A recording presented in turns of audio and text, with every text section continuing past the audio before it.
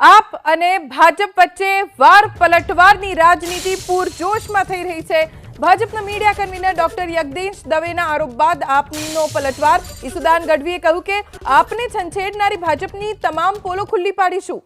નકલી ઈડી કેસમાં મુખ્ય આરોપી તરીકે અગાઉ બીજાનું નામ હોવાનો ઈસુદાને આરોપ લગાવ્યો અને તેમણે કહ્યું કે કચ્છ પોલીસ હવે અબ્દુલ સત્તારને ગણાવી રહ્યા છે મુખ્ય આરોપી। કચ્છ પોલીસે પ્રારંભિક તપાસમાં મુખ્ય આરોપી તરીકે બીજાને દર્શાવ્યા હતા।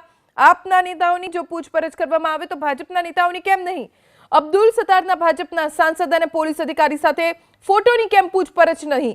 કલેક્ટર ઓફિસ અને સાંસદની કેબિનમાં નકલી ઈડીનો આરોપી બેસતો હોવાનો ઈસુદાને આરોપ લગાવ્યો અને કહ્યું કે આપ આવનારા દિવસોમાં પૂરી રણનીતિ સાથે ગ્રાઉન્ડ પર ઉતરશે।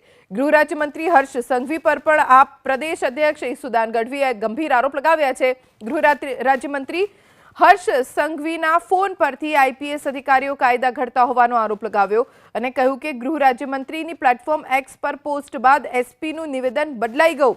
ગૃહ રાજ્યમંત્રીની પોસ્ટ પછી પોલીસ પાસે રાતોરાત કેવી રીતે પુરાવા આવ્યા? આઈપીએસ અધિકારીઓ પોતાના બંધારણને ભૂલીને હર્ષ સંઘવીના ફોન ઉપર જાણે કાયદો ઘડતા હોય અને કાયદોની કાર્યવાહી કરતા હોય એવું લાગી રહ્યું છે।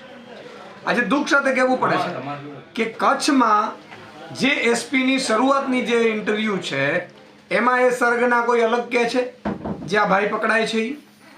બીજું કે આ જે ભાઈ છે જે સત્તાર માજોઠી જે છે એ ભાજપના સાંસદ સાથે એમના ફોટો છે, એમની કોઈ પૂછપરછ નથી થતી। પોલીસ અધિકારીઓ સાથે ફોટો છે, એમની કોઈ પૂછપરછ નથી થતી। એમની